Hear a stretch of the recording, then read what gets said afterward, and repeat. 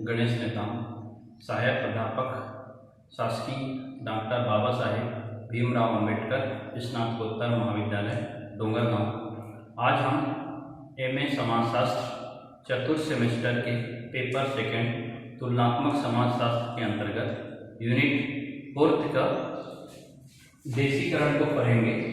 ठीक, इंडियनाइजेशन और देशीकरण current debate के टॉपिक के तहत दूसरा टॉपिक है। पहला प्रासंगिकरण के बारे में पढ़ लीजिए, तो उसी से प्रासंगिकरण में भारत के समाजशास्त्र पर जोर दे रहा था और देशीकरण भी उसी प्रकार का एक वाद विवाद डिबेट है जिसमें नाम से स्पष्ट है देशीकरण। यानी यहाँ पे लिखे पश्चिमी सिद्धांतों एवं पद्धति शास्त्र की विचारधारा को स्थानीय श्रेणियों में प्रस्थापित करने का प्रयास। यानी देशीकरण का तात्पर्य है कि जो समाजशास्त्र विकास में जो पश्चिमी सिद्धांतों का प्रयोग किया गया, पद्धति शास्त्र का प्रयोग किया गया, उनकी विचारधारा को स्थानीय श्रेणियों में यानी स्थानीय श्रेणियों में प्रस्थापित करने का प्रयास किया गया। प्रयास करना ही क्या है? देशीकरण।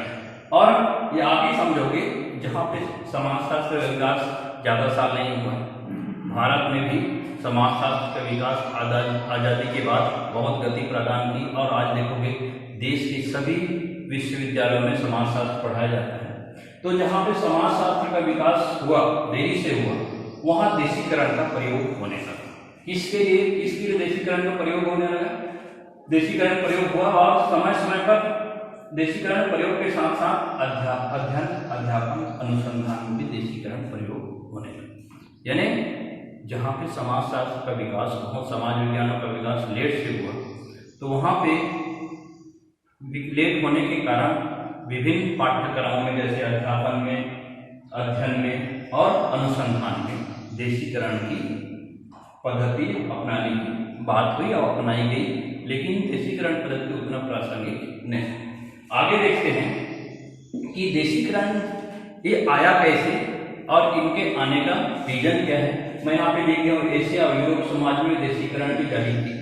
इसका तात्पर्य यह है कि हम लोग जैसे जितने भी थिंकर पढ़ते हैं, जैसे Comte, Durkheim, Max Weber, Karl Marx, Robert Brown, Mead, Malinowski और आधुनिक मॉडर्न थिंकर, अब गिने चुने भारतीय समाजशास्त्री का नाम आता है श्रीनिवास, घुरे, कपाड़िया, इरावतीकर। तो विभिन्न देशों के समाजशास्त्रियों में एक तरह से ये चिंतन की बात आई कि एक विकसित देश की समाजशास्त्रियों का भारतीय समाजशास्त्र में एक तरफा राज है और ये लोग जो सिद्धांत पद्धति अपनाते हैं वो उसी समाज के परिप्रेक्ष्य अपनाते हैं। वो भारतीय, जैसे भारत के संदर्भ में बात करें तो भारतीय समाज के संदर्भ में नहीं। तो एशिया और यूरोप समाज में भी देशीकरण की बात जाहिर की गई और इनके लिए समय समय पर विभिन्न सम्मेलन का भी आयोजन किया गया कि भारतीय समाज का विकास देशीकरण के परिप्रेक्ष्य में हो। इसी संदर्भ में विभिन्न देशों के एशिया यूरोप में भी समाजशास्त्रियों ने विभिन्न सम्मेलनों का आयोजन किया गया, जिससे कि देशीकरण को क्या हो, बढ़ावा मिल सके। भारत के जैसे समाजीकरण की बात कर रहे थे वही। ठीक, भारत देश में 1940 से 1950 के दशक भारतीय समाज का परीक्षण किया गया। यानी 1940 और 1950 के दशक में भारतीय विद्वानों ने भारतीय समाज का एक विश्लेषण किया, परीक्षण करने का तात्पर्य यह था कि विदेशी विद्वानों ने भारतीय समाज का विश्लेषण कैसे किया है। यानी विदेशी विद्वानों ने भारतीय समाज का विश्लेषण किस आधार पर। परीक्षण करने के बाद यह बात निकल के आई कि विदेशी विद्वान भारतीय समाज को नीचा दिखाने का प्रयास किए। यानी देशीकरण की बात जब बहुत आगे बढ़ गई, आगे बढ़ने के बाद विभिन्न प्रकार के सम्मेलनों का भी आयोजन किया गया, जिससे कि समाजशास्त्र के विकास में जो जिस देश में जहाँ भी रह रहे हैं उसी परिप्रेक्ष्य के अनुकूल हो। इसी के संदर्भ में भारत में भी 1940 और 1950 में जितने भी समाजशास्त्रियों ने जो सिद्धांत प्रस्तुत किए थे, तो उसमें विदेश के विद्वान लोग भी थे, तो उनका परीक्षण किया गया। परीक्षण करने के बाद यह बात सामने निकल के आई कि विदेशी विद्वानों ने भारतीय समाज का जो अध्ययन किया था, भारतीय समाज को अध्ययन करने के बाद भारतीय समाज को नीचा दिखाने का क्या किए थे, प्रयास किए। तो जब भारतीय समाज नीचा दिखाने का बात हुई तब देशीकरण की बात और प्रबल हो गई, क्योंकि हमें भारतीय समाज के संदर्भ में समाजशास्त्र को अध्ययन करना है तो वहां पे देशीकरण प्रयोग करना। तो देशीकरण के समर्थक लोग का मानना है कि भारतीय समाज का अध्ययन भारतीय विधा शास्त्रीय परिप्रेक्ष्य के अंतर्गत करना चाहिए। देशीकरण के जितने भी समाजशास्त्री उन लोग का मानना है कि भारतीय समाज का अध्ययन इसके अंतर्गत करना चाहिए, भारतीय विधा शास्त्रीय परिप्रेक्ष्य। और इस पॉइंट को आप लोग अछूता नहीं है, प्रासंगिकरण में भी थोड़ा बढ़े। भारतीय विधा शास्त्रीय परिप्रेक्ष्य में जो जिनका मुख्य देन है कौन है, जीएस घुरिये और एक है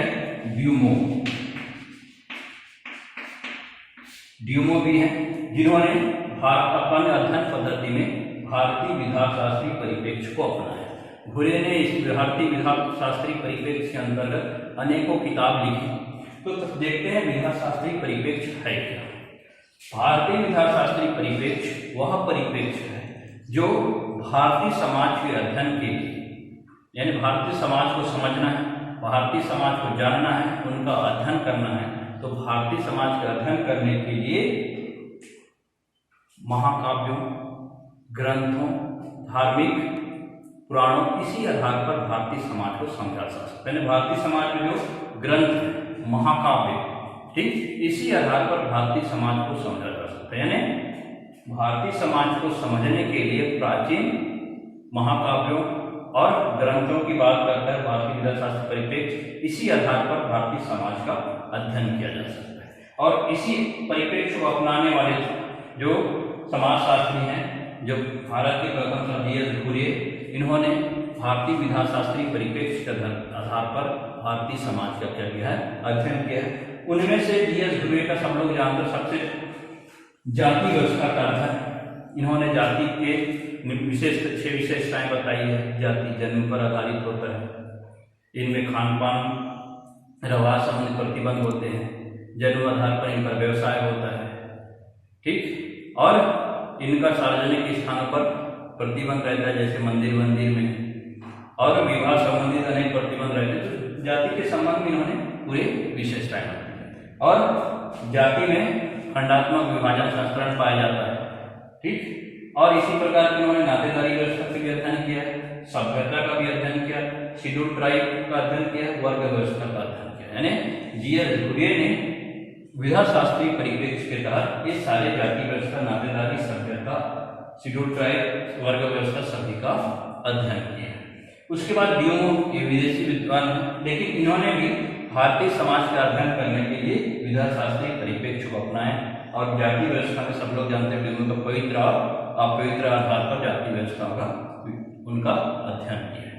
इनके साथ साथ जो देशीकरण के समर्थक विद्वान थे भारतीय समाजशास्त्री, उन्होंने इसी पद्धति के तहत, देशीकरण पद्धति के तहत भारतीय समाज का अध्ययन किया और भारतीय समाज के विकास में, समाजशास्त्र के विकास में महत्वपूर्ण भूमिका निभाई। उनमें से है प्रोफेसर ए.आर. पिल्ले, इन्होंने भी जाति का अध्ययन किया भारतीय समाज के संदर्भ में देशीकरण परिप्रेक्ष्य में। उसके बाद E.H. प्रभु, हिंदू सामाजिक संगठन का अध्ययन किया। उसके बाद K.M. कपाड़िया, हिंदू नातेदारी व्यवस्था, इन्होंने नातेदारी व्यवस्था का अध्ययन किया, जिसमें संयुक्त परिवार भी इनका है, संयुक्त परिवार व्यवस्था का भी अध्ययन किया है K.M. कपाड़िया। उसके बाद सबसे मेन आता है भारत की प्रथम महिला समाजशास्त्री कर्वे, इरावती कर्वे, इन्होंने हिंदू समाज का अध्ययन किया है। और हिंदू समाज का अध्ययन करने के साथ साथ इन्होंने भारत को, भारतीय हिंदू समाज के भारत में भौगोलिक आधार पर विभाजित किया है 4 भागों में, और एक एक क्षेत्र वाइज इन्होंने हिंदू समाज का क्या किया है, अध्ययन किया है। और इन्होंने ये भी बताया है कि भारतीय समाज के अध्ययन में 3 स्तंभ हैं, ग्रामीण समुदाय, जाति व्यवस्था और संयुक्त परिवार। तो इन टॉपिक देशीकरण का मुख्य उद्देश्य ये है कि जो भी है भारत में, भारत के संदर्भ में बात करें तो भारत में समाजशास्त्र का विकास में भारतीय पहलू को विशेष ध्यान दिया जाए, जिससे कि भारत में समाजशास्त्र विकास आगे बढ़े और अधिकतर पठन पाठन में भी क्या हो, देशीकरण का प्रयोग। तो ये देशीकरण टॉपिक यहीं पे कंप्लीट होता है। धन्यवाद।